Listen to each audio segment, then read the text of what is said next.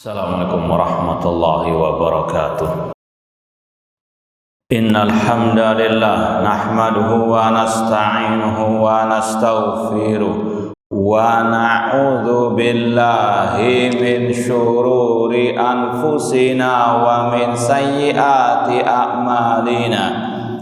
Man yahdihillahu fala mudhillalah wa man yudlil fala hadiyalah.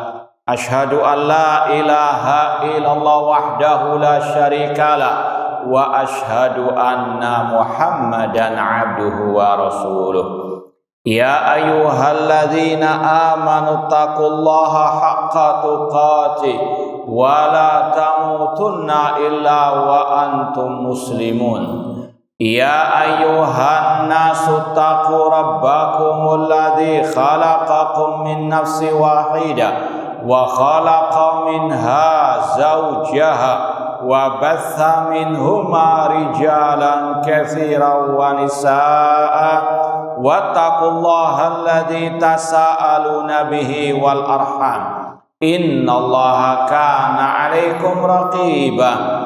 Ya ayyuhalladzina amanu taqullaha wa qulu qawlan sadida yuslih lakum a'malakum wa yaghfir lakum dhunubakum wa may yuti'illaha wa rasulahu faqad faza fawzan 'azima. Amma ba'd, fa inna asdaqal hadits kitabullah wa khairal hadi hadi Muhammadin sallallahu alaihi wasallam wa syarrul umuri muhdatsatuha wa kullu muhdatsatin bid'ah wa kullu bid'atin dhalalah wa kullu dhalalatin finnar.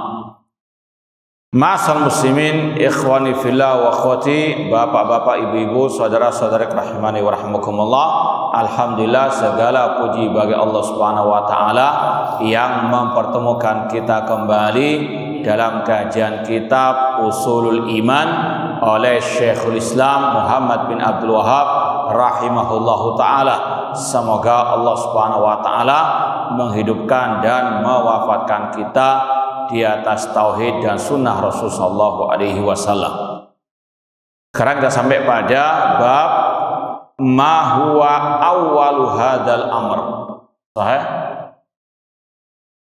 Bab ini masih atau fasal ini masuk dalam bab qaulillahi ta'ala wa ma qadarullaha haqqa qadri.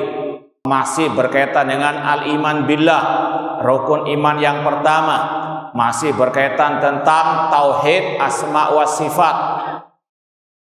Bab atau fasalnya ma huwa awwalu hadzal amr. Apa yang pertama kali? Kata Syekh di sini, wa fi sahihain an Imran ibni Husain radhiyallahu anhu qala Rasulullah sallallahu alaihi wasallam. Di dalam Sahih Bukhari dan Muslim dari sahabat Imran bin Husain radhiyallahu anhu, beliau berkata, Rasul SAW bersabda, iqbalul busyra ya bani Tamim. Terimalah kabar gembira wahai bani Tamim. Qalu, mereka bani Tamim berkata, qad basyartana fa'atina. Ya Rasulullah, engkau telah memberi kabar gembira kepada kami, maka berikanlah kepada kami. Qal iqbalul busyra ya ahlal Yaman. Rasul berkata lagi, terimalah kabar gembira wahai penduduk Yaman. Qalu, mereka penduduk Yaman menjawab, qad qabilna, kami telah menerimanya. Fa akhbirna an awwali hadzal amr. Kata penduduk Yaman, beritahukanlah kepada kami ya Rasulullah tentang yang paling pertama. Ya, tentang yang paling pertama. Qala, Rasul menjawab, kanallahu qabla kulli syai'. Allah yang ada sebelum segala sesuatu itu ada. Ini inti babnya. berkaitan dengan nama Allah Huwal Awwalu. Ya, sudah kita pahami bersama, Allah memiliki banyak nama-nama al-husna. Walillahil asmaul husna. Allah memiliki nama-nama yang paling baik. Dan nama Allah tidak terbatas pada bilangan tertentu. Tidak hanya 99. Nama Allah lebih dari itu dan hanya Allah yang tahu berapa jumlahnya. Sebagaimana dalam hadis, Allahumma inni as'aluka bikulli ismin huwalak sammaita bihi nafsak au anzaltahu fi kitabik au 'allamtahu ahadan min khalqik au ista'tharta bihi fi ilmil ghaibi indak. Ya Allah, aku memohon kepadamu dengan semua nama yang Engkau miliki, yang Engkau namakan dirimu dengannya, yang Engkau turunkan dalam kitabmu, yang Engkau ajarkan kepada seseorang dari hambamu, dan yang Engkau simpan dalam ilmu ghaibmu. Ada nama-nama Allah yang disimpan dalam ilmu ghaibnya, dan tidak ada yang tahu ilmu ghaib Allah selain Allah. Maka nama-nama Allah hanya Allah yang tahu berapa jumlahnya. Adapun 99 hanya sebagian yang Allah sediakan bagi yang mau melafatkannya, memahami isinya, dan mengamalkan konsekuensinya. Dan di antara sekian banyak nama Allah, Al-Awwalu, seperti dalam ayat surat Al-Hadid ayat yang ketiga, Huwal awwalu wal akhiru wal zahiru wal batinu. Dia Allah yang maha pertama, Huwal awwal, dan dialah yang maha terakhir, wal zahir, dia yang maha zahir, dan dia yang maha batin. Rasul menjelaskan dalam hadis tentang makna Huwal awwalu dan seterusnya tadi. Dalam doa Rasul, beliau mengatakan, Allahumma antal awwalu falaisa qablaka syai'. Ya Allah, Engkau adalah yang maha pertama, tidak ada sesuatu apapun sebelum ini. Yang berkaitan dengan awalu hadal amr, yang paling pertama adalah Allah. Makanya Allah dinamakan Al-Awwal. Tidak ada sesuatu yang sebelum Allah Subhanahu wa ta'ala. Huwal awwal wal akhiru. Allah juga namanya al-akhir. Rasul menyebutkan makna al-akhir, wa antal akhiru falaysa ba'daka syai'. Engkau yang maha terakhir, tidak ada sesuatu yang setelahmu. Wa antal zahir, engkau yang maha zahir, falaysa fawqaka syai'. Tidak ada sesuatu yang lebih di atasmu. Allah yang maha al-a'la, yang maha tinggi. Wa antal batin, dan engkau yang maha batin. Rasul mentafsirkan falaysa dunaka syai'. Tidak ada sesuatu yang tersembunyi bagimu. Dua nama Allah berkaitan dengan waktu, dua nama Allah yang berikutnya berkaitan dengan tempat. Al-awwal wal akhir berkaitan dengan waktu. Allah sudah ada sebelum segala sesuatu, dan Allah yang paling terakhir, tidak ada sesuatu yang setelahnya. Kemudian yang kedua berkaitan dengan tempat. Allah fis sama, Allah di atas langit, dan tidak ada sesuatu tempat pun yang tersembunyi bagi Allah Subhanahu wa ta'ala. Namun bab ini atau pembahasan ini berkaitan dengan nama Allah yang pertama tadi, Huwal awwalu, dialah Allah yang maha pertama.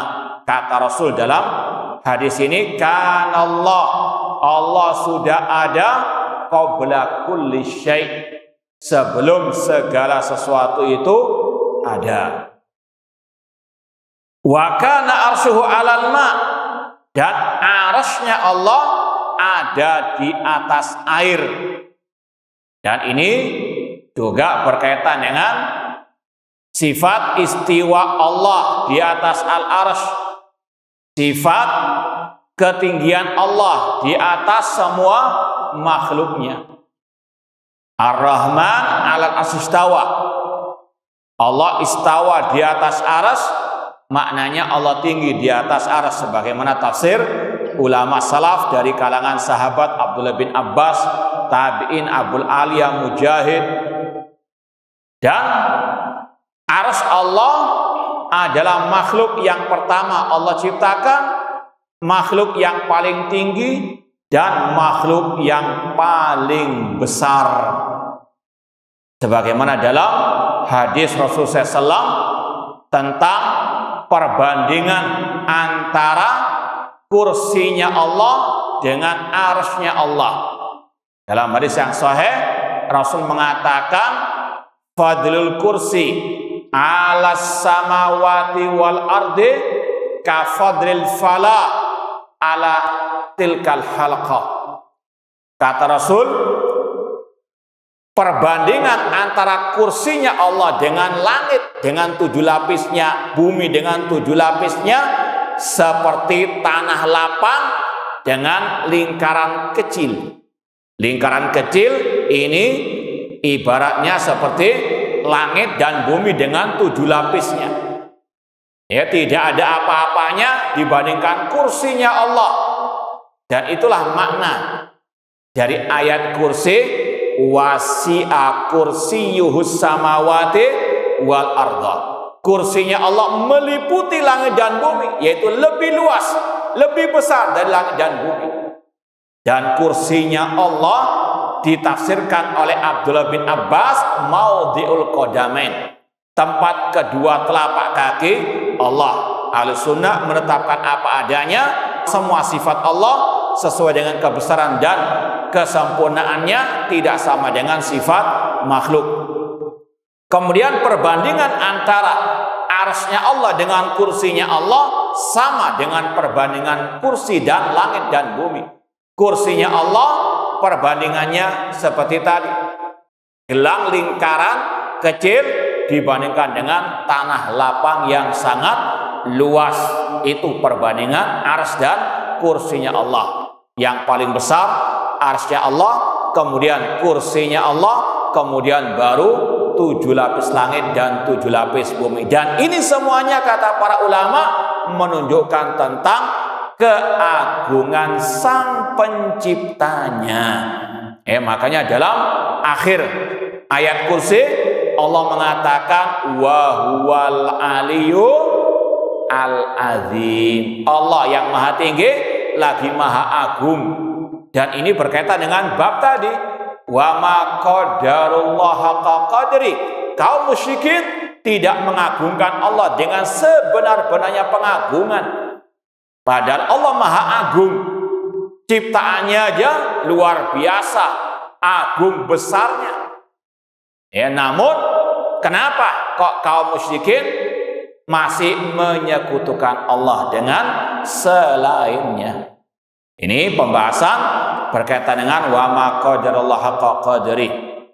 Kemudian wa kataba fil lauhil mahfuz dzikra kulli syai'. Dan Allah mencatat dalam lauhul mahfuz segala sesuatu yang ditakdirkannya. Nanti akan ada pembahasan setelah ini bab tentang iman kepada takdir. Insyaallah ada pembahasannya. Namun intinya sudah disampaikan tadi, Allah yang maha pertama dan sekaligus Allah maha agung. Dan dua-duanya ini berkaitan dengan tauhid rububiyah, tauhid asma wa sifat, yang kedua-duanya mengarahkan manusia kepada tauhid al-uluhiyah. Kalau Allah huwal awwal, dialah yang layak diibadahi. Kalau Allah yang menciptakan arsy, maka dialah yang berhak untuk diibadahi. Kemudian qala Imran bin Husain radhiyallahu anhu berkata, fa'atani atin, lalu datang kepadaku seseorang, lalu dia berkata, wahai Imran, perawi hadis ini, wahai Imran, Imran bin Husain, in halat naqatuka min iqaliha. Wahai Imran bin Husain, untamu, kalau bahasa kita, ucul, lepas dari ikatannya.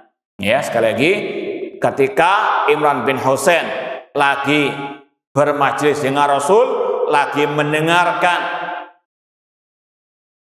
dialog Rasul ya dengan orang-orang tadi, tiba-tiba datang seseorang berkata, wahai Imran, lepas untamu dari ikatannya.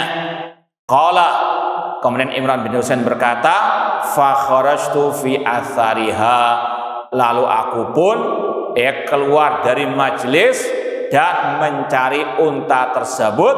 Fala adri makana ba'di, maka setelah itu aku nggak tahu apa yang terjadi di majelisnya Rasul setelah aku tinggalkan. Kata Syekh Saleh Al-Syekh dalam menjelaskan hadis ini, beliau mengatakan ini terkadang tabiat manusia, siapapun kadang ada ketergelinciran atau terkadang lebih mengutamakan yang mafdul daripada yang afdol. Majelis Rasul ini yang afdol, tapi kadang namanya manusia diberitahu untamu apa? Lepas. Seperti majelis kita misalnya di sana ada apa? Pembagian HP misalnya. Insya Allah saya sepi. Namun inilah sekali lagi tabiat manusia ini bukan sesuatu yang signifikan, cuma inilah sekali lagi tabiat manusia. Nah, ma'asal muslimin rahimani wa rahimakumullah, kita pindah bab berikutnya. La yustasfa billah ala ahadin, tidak boleh menjadikan Allah sebagai perantara untuk, kalau bahasa kita, untuk melobi seseorang. La istasfa dari kata-kata istasfa yastasfi'u, minta diberi syafaat. Itu intinya. Tidak boleh Allah dijadikan perantara untuk melobi seseorang, yang kalau intinya Allah Maha Agung, jangan Allah dijadikan apa? Perantara untuk mendapatkan kebutuhan dari seseorang. Nanti akan ada penjelasan lebih lanjut. Cuma itu gambaran maknanya secara global. La yustasfa billah ala ahadin.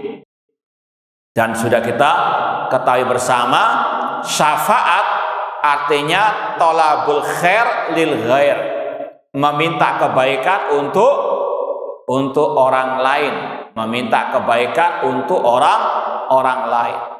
Maka jangan meminta kepada seseorang tapi dengan perantara nama Allah. Allah Maha Agung, jangan dijadikan apa? Perantara untuk Anda meminta kepada orang lain. Itu intinya. Intinya dengan bab tadi sama. Agungkanlah Allah. Jangan digunakan nama Allah untuk hal-hal yang receh istilahnya. Nah, baik, kita baca hadisnya. Meskipun kalau kita lihat footnote-nya, hadisnya lemah, cuma secara makna sahih. Kita baca hadisnya.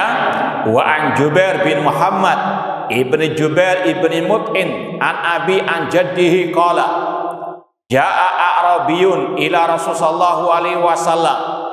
Datang orang Arab Badui kepada Rasulullah SAW seraya berkata, ya Rasulullah, wahai Rasulullah, jahidatil anfus, banyak korban jiwa, wadha'atil iyal, banyak anak-anak yang kelaparan terlantar, wa nuhikatil amwal, harta itu dirampas, wa halakatil an'am, banyak binatang ternak yang mati. Fastasqilana rabbaka, mohonlah kepada Allah untuk diturunkan hujan kepada kami. Dan ini ada syahidnya, pendukungnya dari hadis yang sahih yang masyhur, yaitu tentang orang Arab Badui masuk ke masjid ketika Rasul sedang khutbah Jumat. Ya, orang itu curhat kepada Rasul sama dengan ungkapan tadi, kampung halaman kami kering kerontang, doakan ya Rasulullah agar Allah menurunkan hujan ke kampung halaman kami. Dan dari hadis ini, entah yang sahih ataupun yang dhaif, ada pelajaran tauhid yang berharga.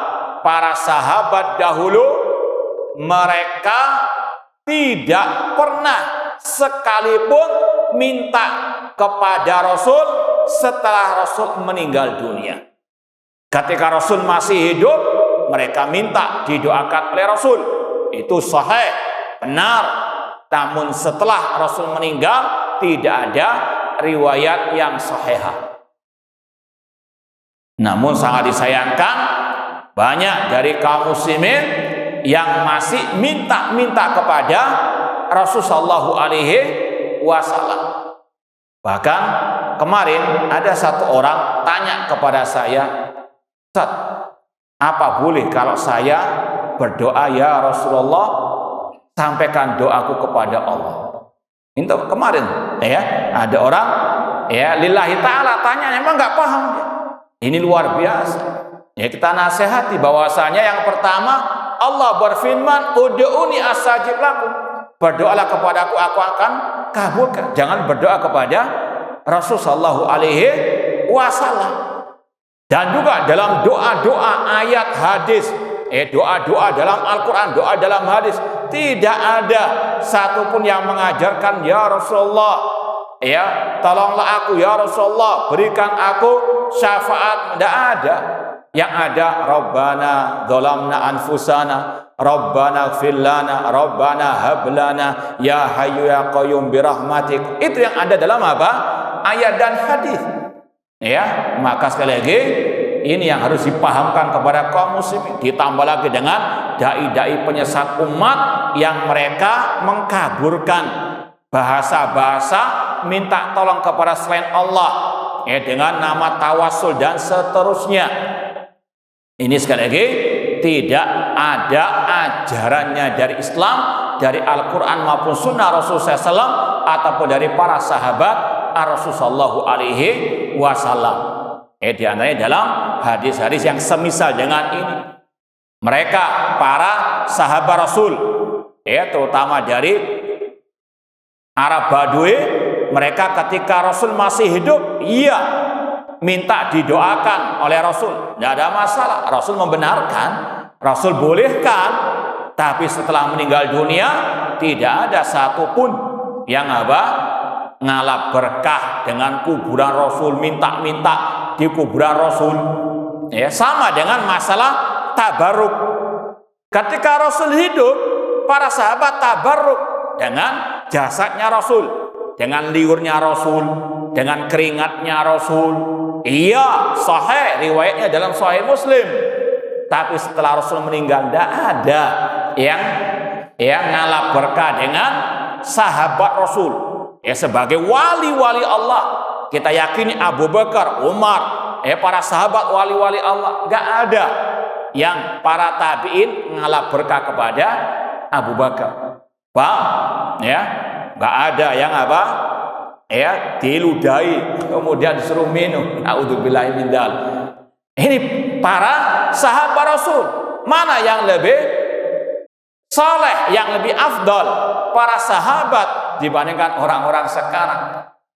Sekali lagi, ini kalau kita mau mengikuti ma'ana alaihi wa ashabi, ini salafi yang sejati, ini pengikut salaf yang sejati, ikut para salaf, para sahabat. Mereka tidak pernah ngalap berkah seperti itu. Ya, misalnya seperti tadi tabiin kepada sahabat, atau sahabat yang junior. Nggak ada rame-rame ngalah berkah dengan Abu Bakar As-Siddiq, padahal beliau manusia terbaik setelah Rasul, atau dengan Umar bin Khattab. Nggak ada. Demikian pula para tabi'in, ya, tidak ada yang ngalah berkah dengan para sahabat Rasul SAW dan seterusnya, ya. Atau apalagi sudah luar biasa, zaman sudah jauh, kalau ada yang mengaku ketemu sandalnya Rasul, di mana? Perlu tes DNA atau gimana? Nah, kata ulama, tidak ada, sudah asar-asar apa tersebut. Ya, contoh imam madhab 4 misalnya, tidak ada yang menyuruh untuk apa? Ngalah berkah dengan peninggalan-peninggalan yang itu ya nggak bisa dibuktikan secara apa? Otentik, konon katanya dan seterusnya. Ya, ini sekali lagi, kalau salafiyun mereka ngalah berkah dengan ittiba sunnah Rasul. Ya, dengan apa? Ittiba akidahnya Rasul, ibadahnya Rasul, akhlaknya Rasul, semua itu ya akan mendatangkan keberkahan, barokah dari Allah Subhanahu wa taala, dan itu diperoleh dengan ittiba kepada sunnah Rasul. Ya, bukan seperti orang sekarang ya ribut-ribut cari peninggalan atau jejak ya telapaknya Rasul SAW, di mana ada katanya Rasul lewat. Tidak ada. Ya, para sahabat diantaranya Umar bin Khattab, ketika ada sebagian orang ya mereka berlomba-lomba cepet-cepetan lari ke suatu tempat, kata Umar bin Khattab, ngapain orang-orang itu? Kata sebagian orang, oh mereka mau sholat ya yang dikatakan konon katanya Rasul sholat di situ. Ya, kata Umar bin Khattab, bihada halakaman kana qablakum, karena sebab seperti inilah orang-orang sebelum kalian itu binasa. Ya, apalagi sekarang kalau disampaikan sabda Rasul nggak masuk akal. Ya, kalau disampaikan qala Rasul ya nggak masuk perasaan. Tapi kalau dikatakan itu loh Rasul katanya lewat situ, langsung nggak pakai apa? Nggak masuk akal, nggak masuk perasaan, sudah. Nah, ini sekali lagi kata Umar bin Khattab, umat-umat sebelum kalian itu binasa karena apa? Tadi ya napak tilas jejaknya ya fisik Rasul sallallahu alaihi wasallam untuk ngalap berkah. Padahal sekali lagi para sahabat mereka lebih mengutamakan tadi mengikuti ajarannya Rasul sallallahu alaihi wasallam. Nah, ma'asal muslimin ikhwani fillah wa akhwati rahimani wa rahimakumullah. Kemudian bab ini intinya dalam ungkapan fa inna nastashfi bika 'alallah. Sesungguhnya kami menjadikan engkau ya Rasulullah sebagai perantara kepada Allah. Ini sekali lagi ketika Rasul masih hidup, orang Arab Badui tadi minta doanya Rasul. Ini tidak ada masalah ketika Rasul masih hidup, ya. Namun pembahasan intinya adalah ungkapan selanjutnya ini, wabillahi alaika, dan kami menjadikan Allah sebagai perantara untuk memohon kepadamu. Ini maknanya. Dan ini yang akan diluruskan oleh Rasul sallallahu alaihi wasallam. Faqala Rasul sallallahu, Rasul bersabda, waihak, celaka dirimu, atadri matakul, apakah engkau paham apa yang engkau ucapkan? Wasabbaha Rasul sallallahu, Rasul pun mengucapkan tasbih subhanallah sebagai bentuk mensucikan Allah dari ucapan orang Arab Badui tadi yang tidak tepat.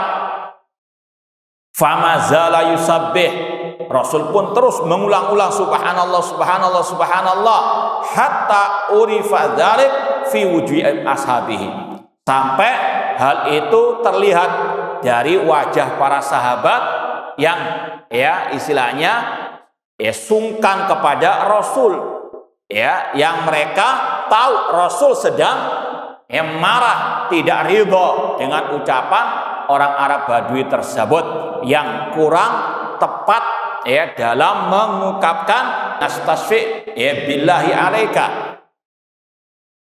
Tsumma qala, kemudian Rasul bersabda, waihak, celaka dirimu, innahu la yustashfa'u billahi ala ahadin min khalqihi. Allah tidak boleh dijadikan perantara untuk meminta suatu kebutuhan kepada seseorang. Kenapa demikian? Ini inti pembahasan alasan kenapa kau tidak layak. Sya'nullahi a'zam min dzalik. Allah lebih agung dari sekedar dijadikan perantara untuk meminta kepada seseorang. Waihak atadrimallah, celaka dirimu, apakah engkau tahu tentang Allah? Kemudian disampaikan, inna arsyahu ala samawatihi, sesungguhnya arsy-nya Allah itu ada di atas langitnya. Seperti yang kita sampaikan, arsy makhluk yang paling tinggi, di bawahnya adalah langit. Nah, makanya tidak bertentangan kalau dikatakan Allah di atas arsy, Allah di atas langit, karena arsy Allah ada di atas langit. Kemudian juga kata-kata fis sama maknanya alas sama, di atas. Wa qala bi asabihi mislal qubba alaihi, dan Rasul sallallahu menjelaskan dengan memperagakan jari jemari beliau, wallahu alam, bahwasanya arsy Allah itu kal kubbah, seperti kubah, dengan mengisyaratkan dengan jari-jari beliau seperti kubah, seperti yang kita pernah sampaikan hadis Rasul, idza sa'altumullaha fas'alul firdausa, jika engkau mohon kepada Allah, mintalah surga Firdaus. Fa'inau a'lal jannah, karena surga Firdaus adalah surga yang paling tinggi. Kemudian wa fawqahu arsyur rahman, dan di atasnya adalah arsy-nya Allah. Namanya yang paling tinggi dan yang paling tengah itu. Antum kalau lihat kubah itu yang paling tinggi yang mananya bagian kubah itu? Itulah arsy Allah seperti kal kubah. Kemudian wa innahu la yaitu bihi atitarrahal birraqibi, dan sesungguhnya arsy tersebut itu bersualah lirih sebagaimana ketika tunggangan itu ada yang menungganginya. Rawahu Ahmad wa Abu Dawud. Meskipun sekali lagi hadis ini tidak sahih, inti pembahasannya Allah harus diagungkan. Allah yang maha agung tidak boleh ditempatkan, didudukan pada tempat yang tidak layak. Nah, kemudian juga ada pembahasan tadi, Allah arsy-nya di atas langit seperti pembahasan sebelumnya. Wallahu ta'ala alam. Lanjut bab atau fasal berikutnya, hadis berikutnya, sabrullahi azza wa jalla ala takdzibi ibni Adam, kesabaran Allah atas pendustaan manusia. Ini sebetulnya sudah ada pada halaman 53. Inti pembahasannya sama. Kalau dalam halaman 53 judulnya sabrullah subhana alal ladzina yadda'una lahu waladan, kesabaran Allah terhadap orang-orang yang menisbatkan anak kepada Allah. Ya, kalau hadisnya wa ma ahadun asbara ala adza yasmahu minallah, tidak ada seseorang yang lebih bersabar atas gangguan manusia yang dia dengar dibandingkan Allah. Yad'una lahul walad, mereka menisbatkan anak kepada Allah. Summa yu'afihim wa yarzuquhum, namun Allah tetap memberikan mereka keselamatan dan rezeki. Ya, meskipun manusia sangat kafir, sangat melecehkan Allah, namun Allah masih Ar-Rahman. Allah masih mengasihi, menyayangi mereka. Di antaranya juga ditegaskan dalam hadis berikut ini. Wa an Abi Hurairah radhiyallahu anhu qala Rasul sallallahu, dari Abi Hurairah radhiyallahu anhu beliau berkata, Rasul sallallahu bersabda, qala Allah azza wa jalla, Allah berfirman, alias ini hadits qudsi, kadzdzabani ibnu Adam walam yakul lahu dzalik. Anak Adam, manusia, mereka mendustakan diriku. Ya, padahal tidak boleh mereka melakukan hal tersebut. Wasyatamani walam yakul lahu dzalik. Dan dia, Bani Adam, manusia, mencaci maki, mencela diriku. Padahal tidak boleh dia melakukan hal tersebut. Amma takdzibuhu iyaya, adapun manusia mendustakan diriku, faqauluhu, yaitu pada ucapan manusia tersebut, lan yu'idani kama bada'ani, Allah tidak sanggup membangkitkan, mengembalikan diriku sebagaimana Allah menciptakan diriku pertama kali. Ini tentang hari kebangkitan yang didustakan oleh orang-orang kafir atau orang-orang musyrik. Walaysa awwal khalqi bi ahwana aliyya min i'adatihi. Allah mengatakan tidaklah menciptakan pertama kali manusia itu lebih mudah, ringan bagiku dibandingkan sekedar mengembalikannya. Allah membantah mereka yang mendustakan hari kebangkitan dengan mengatakan sekedar mengembalikan lebih mudah daripada menciptakan pertama kali. Kemudian wa amma syatmuhu iyaya, adapun celaan manusia kepada diriku, faqauluhu, yaitu ucapan manusia, ittakhadzallahu walada, Allah menjadikan anak, wa anal ahadus samad alladzi lam yalid wa lam yulad wa lam yakul lahu kufuwan ahad, padahal diriku adalah yang Maha Esa, tempat manusia bergantung, as-samad, yang tidak beranak, tidak pula diperanakkan, dan tidak ada sesuatu apapun yang serupa dengan diriku. Intinya sama dengan tadi, bagaimana Allah luar biasa kesabarannya kepada hamba-hambanya, meskipun hamba-hamba tersebut kafir, mendustakan, mengingkari, melecehkan, mencaci maki Allah. Ini sudah kita sampaikan tadi, termasuk dalam makna nama Allah Ar-Rahman. Allah Ar-Rahman maknanya rahmatnya meliputi semua makhluknya. Wasiat rahmati kulla syai'. Rahmatku, kata Allah, meliputi segala sesuatu. Yang kafir, yang mukmin, Allah rahmati.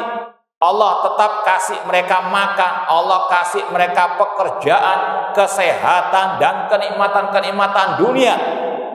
Namun kalau mereka tidak mau beriman kepada Allah, tidak mau bertobat, maka azab Allah sangatlah pedih. Ya, sebagaimana yang sudah kita pernah sampaikan juga dari tafsir surat Al-Buruj. Innal ladzina fatanul mu'minina wal mu'minat tsumma lam yatubu falahum adzabu jahannam. Sesungguhnya orang-orang kafir yang menyiksa orang beriman, yang mukmin maupun mukminah, yang laki maupun perempuan, kemudian mereka tidak bertobat. Kata-kata tsumma lam yatubu ini maknanya Allah kasih tenggang waktu. Ketika mereka kafir plus menyiksa orang beriman, masih Allah kasih tenggang waktu, enggak langsung diazab. Ya, ini rahmat Allah. Tapi kalau mereka tetap kafir, bahkan tetap menyiksa orang beriman, ya falahum adzabu jahannam, bagi mereka azab jahannam. Ya, ini sekali lagi menunjukkan rahmat Allah. Dan juga tadi dalam hadis, ya, sabrullah, tidak ada yang lebih sabar daripada Allah Subhanahu wa taala. Wa fi riwayat an Ibni Abbas radhiyallahu anhuma, dalam riwayat Ibni Abbas radhiyallahu anhuma, wa amma syatmu iya faquluhu li waladun, maknanya sama dengan tadi. Adapun celaan manusia kepadaku, yaitu ucapannya aku punya anak. Wa subhani, ma suci diriku, an attakhidha sahibatan aw waladan, ma suci diriku untuk aku menjadikan ya istri ataupun anak. Dan Allah jelas-jelas mengatakan laqad kafaral ladzina qalu innallaha huwal masih ibnu maryam. Laqad kafaral ladzina qalu innallaha salisu salasa. Sungguh kafir orang-orang yang mengatakan Al-Masih adalah Allah, ya, dan sungguh kafir orang yang mengatakan akidah Trinitas, ya, Allah, ya, salah satu daripada tiga Tuhannya mereka. Na'udzubillahi min dzalik. Kemudian berikutnya bab atau fasal tahrimu sabbid dahr, haramnya mencela waktu. Walahuma an Abi Hurairah radhiyallahu anhu qala qala Rasulullah alaihi wasallam. Dari Abi radhiyallahu anhu beliau berkata, Rasulullah SAW bersabda, qala Allah taala, Allah berfirman, yu'zini ibnu Adam yasubbud dahra. Allah berfirman, anak Adam menyakiti diriku, dia mencela waktu. Wa ana dahru, sedangkan aku adalah yang menciptakan waktu. Biyadi al-amru uqallibul laila wan nahar, di tangankulah segala perkara, aku yang membolak-balikkan malam dan siang. Ya, hadis riwayat Imam Bukhari dan Muslim. Ikhwani fillah wa akhwat rahimani wa rahimakumullah. Hadis ini menunjukkan bahwasanya Allah Subhanahu wa taala mengharamkan tadi mencela waktu, ya, atau sebagaimana kata sebagian para ulama dahulu, bangsa Arab jahiliyah mereka menisbatkan kesialan kepada waktu. Ya, seperti sebagian orang sekarang yang menisbatkan kesialan kepada bulan Suro, bulan Al-Muharram. Ini masuk dalam kategori yu'zini ibnu Adam, anak Adam mencela diri.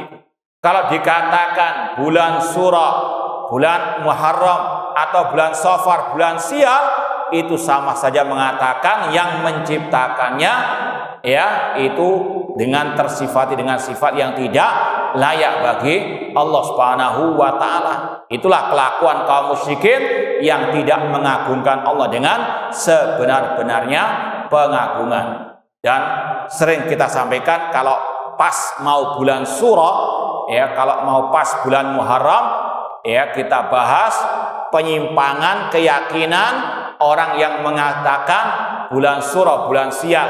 Di antaranya melecehkan Allah dengan dalil hadis ini. Kemudian yang mengatakan bulan suro, bulan sial jelas-jelas menentang Allah dan Rasul. Allah memuliakan bulan Muharram, Allah memuliakan bulan suro tadi, tapi mereka malah melecehkan dengan mengatakan itu bulan sial. Rasul mengatakan bulan Muharram itu syahrullah, bulannya Allah sebagai bentuk pemuliaan. Allah dan Rasul memuliakan, tapi mereka melecehkan. Ditambah lagi dengan kelanjutan dari keyakinan tadi, banyaknya ritual-ritual syirik kepada Allah Subhanahu wa taala. Ma'asal muslimin ikhwani fillah wa akhwat rahimani wa rahmatullah. Ada footnote yang bawah sendiri. Qala Nawawi, berkata Imam Nawawi dalam syarah Sahih Muslim, kanatil Arab tasubbud dahra indan nawazili wal hawadisi wal masaibi an-nazila biha min mautin au haramin au talafi malin au ghairi dzalik. Bangsa Arab dahulu, yaitu kaum musyrikin jahiliyah, mereka sering mencaci maki waktu ketika datangnya musibah, bencana, entah itu kematian, atau kepikunan, atau kehilangan harta dan selainnya. Fayaqulun, mereka mengatakan, ya khaibatad dahr, wahai waktu yang sial, waktu yang celaka. Naudzubillah min dzalik. Waktu nggak ada apa? Nggak ada salahnya. Yang salah itu apa? Manusianya. Kalau ada musibah, sebabnya ya dosa-dosa manusia. Kok nyalahkan apa? Waktu. Naudzubillah min dzalik. Ma asabakum min musibatin fabima kasabat aydikum wa ya'fu an katsir. Tidaklah musibah itu menimpa diri kalian kecuali karena sebab dosa-dosa kalian, dan Allah lebih banyak mengampuni. Inti pembahasannya, wajib kita mengenal Allah lewat nama-nama dan sifatnya, dan wajib untuk kita menetapkan rububiyah, uluhiyah, dan nama-nama serta sifat-sifat Allah Subhanahu wa ta'ala. Baik, barangkali ada yang mau ditanyakan berkaitan dengan pembahasan kita tadi, tafadhalu.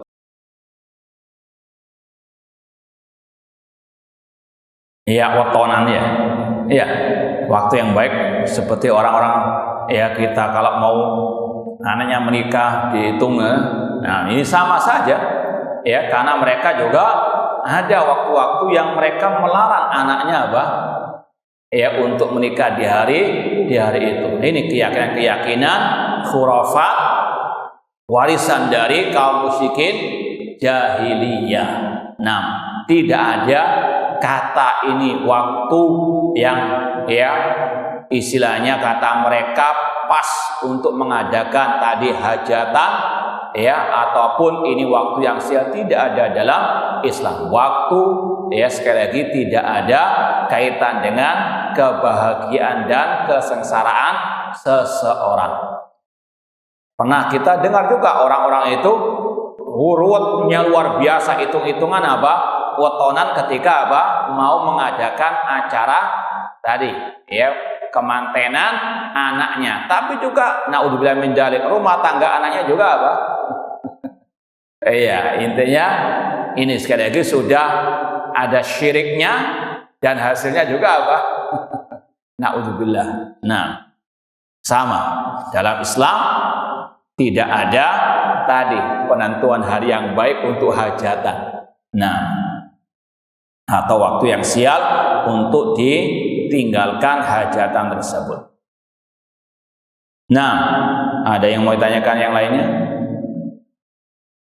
Apakah orang awam yang tidak tahu masalah teori, baik secara istilah maupun bahasa, masalah pembagian tauhid dan seterusnya, namun dalam prakteknya ia tidak pernah menyekutukan Allah, ia beribadahnya kepada Allah, apakah orang awam tersebut bisa disebut mentauhidkan Allah. Naam. Ya, sekali lagi dibaginya tauhid menjadi 3. Yang pertama melakukannya adalah para ulama salaf seperti Imam Abu Hanifah, bukan karangan Wahabi. Ini untuk apa? Lebih memudahkan orang memahami ayat-ayat Al-Quran yang berkaitan dengan apa? At-Tauhid. Ya, ini sekedar apa? Seperti pembagian ilmu. Ada ilmu hadis, ilmu tafsir. Di zaman para sahabat ada pembagian ilmu tersebut. Ya, mereka pelajari ayat, mereka pelajari hadis, mereka tahu itu makna tauhid, ini makna ya amal ibadah dan seterusnya. Namun dengan berlalunya waktu, semakin orang jauh dari ilmu agama, dimudahkanlah pembahasan-pembahasan tersebut. Ya, kalau ada memang betul orang itu alal fitrah, ya, orang itu sebagaimana kita ketahui, kullu mauludin yulad al fitrah, setiap manusia terlahir dalam keadaan fitrah di atas tauhid. Kalau nggak ada yang mengajari syubhat, ya syirik, insya Allah dia bisa langgeng dalam apa? Tauhid, meskipun tetap diwajibkan dia untuk belajar, terutama belajar tentang apa? Tauhid. Ya, ini kalau seandainya betul dia tidak berbuat syirik, ia muwahhid.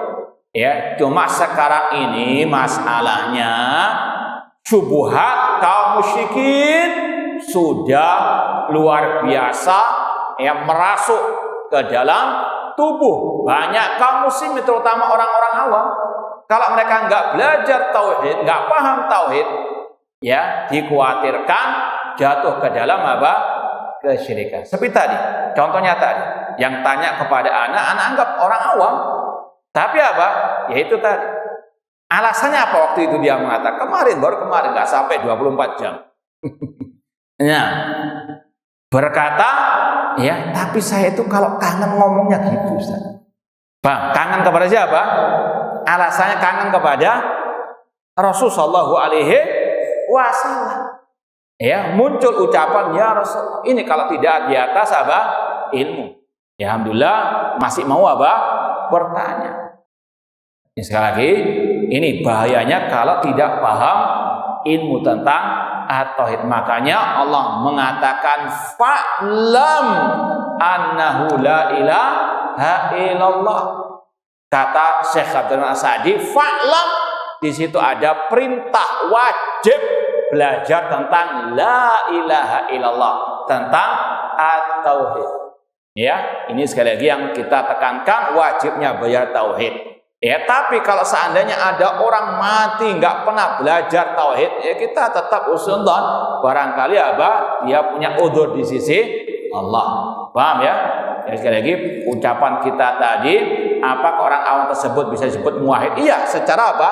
Kata-kata seandainya, ya seandainya tidak dia berbuat apa? Syirik. Cuma fakta di lapangan yang nggak paham tauhid di zaman seperti sekarang ini, banyak orang-orang yang apa? Tergelincir dan seterusnya. Ya, meskipun kita tetap tidak boleh menvonis orang perorangan, inti syirik, inti musyrik, inti murtad dan seterusnya. Cuma tadi kata-kata ya Rasulullah, ya sembuhkan, berikan aku syafaat ya Rasulullah, sampaikan doaku kepada Allah, syirik kepada Allah Subhanahu wa taala. Paham? Nah, wallahu taala. Ada yang mau ditanyakan lagi? Baik, kalau tidak ada, kita lanjutkan satu pasal atau bab berikutnya. Babul iman bil qadar. Bab tentang iman kepada takdir. Wallahu ta'ala alam. Syekh Islam Muhammad bin Abdul Wahab rahimahullah langsung menggandengkan iman kepada Allah dengan iman kepada takdir, karena keterkaitan keduanya yang sangat erat. Ya, iman kepada takdir ini berkaitan erat dengan iman kepada Allah. Sebagaimana kata Abdullah bin Abbas radhiyallahu anhuma, al-qadaru nizamut tauhid. Iman kepada takdir itu porosnya tauhid. Man wahadallah wa kadzdzaba bil qadar naqadha takdzibu tauhidahu. Orang yang mengesahkan Allah dalam ibadah, tapi kalau dia mendustakan takdir, pendustaannya membatalkan tauhidnya. Apalagi kalau kita sudah pahami bersama, iman kepada takdir itu mencakup 4 tingkatan kandungan. Yang pertama, mengimani ilmunya Allah. Allah mengetahui apa yang telah terjadi, apa yang sedang terjadi, dan apa yang akan terjadi. Bahkan yang belum terjadi, seandainya terjadi, bagaimana kejadiannya, Allah bikulli syai'in alim. Allah Maha mengetahui segala sesuatu. Ini berkaitan dengan sifat ilmunya Allah. Yang kedua, berkaitan dengan Alkitabah, catatan takdir. Itu sifat Allah. Allah kataba, innallaha kataba maqadiral khalaik. Allah mencatat takdir makhluk. Ya, ini adalah sifat Allah. Apa sifat Allah? Kataba, mencatat, menulis semua takdirnya di Lauhul Mahfuz. Ini yang kita isyaratkan tadi. Allah dalam hadis ke-34 poin 34 tadi, wa kataba fil lauhil mahfuz dzikra kulli syai'.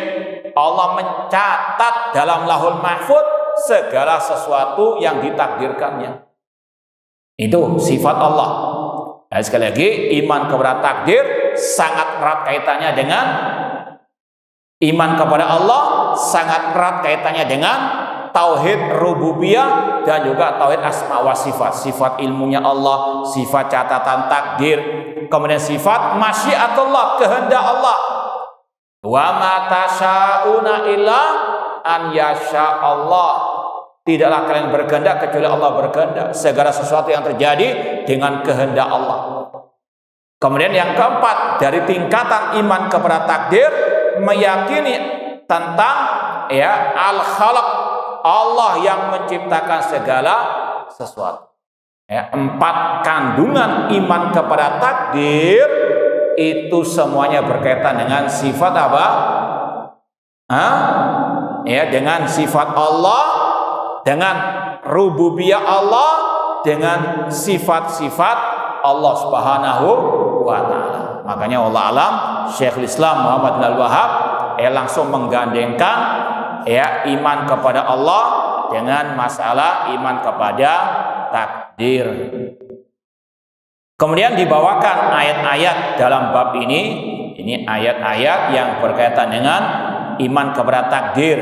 Di antaranya surat Al-Anbiya 101, innalladzina sabaqat lahum minnal husna ulaika anha mub'adun.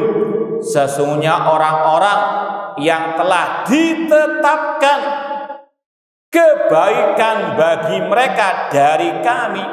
Ini inti pembahasannya. Sabaqat lahum minnal husna, yang sudah dicatat takdir kebaikannya. Seperti dalam hadis, inna ahadakum la ya'malu bi amali ahlin nar hatta ma yakuna bainahu wa baina ila dhira fayasbiku. Sabaqa yasbiku, ini sabaqat fayasbiku lahul kitab, sampai Allah mentakdirkan dia masuk ke dalam surga. Inna adakum layak malu bi amali alinar hatta mayakuna bainahu wa baina ila dhira fayasbiku alil kitab fayak malu bi amali al jannah fayadkhuluha.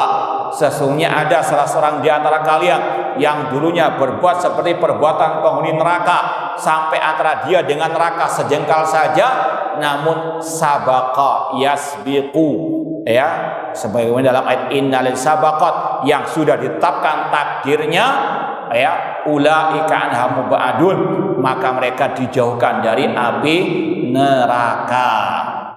Nah, semuanya sudah Allah takdirkan. Ini berkaitan dengan hadis Rasul. Insya Allah akan ada pembahasan lebih lanjut. Ma minkum min ahadin illa waqad kutiba maq'adu fil jannati aw finnar. Tidaklah salah seorang di antara kalian kecuali tempat tinggalnya di akhirat sudah ditentukan di surga atau di neraka. Ini yang menguatkan ayat tersebut.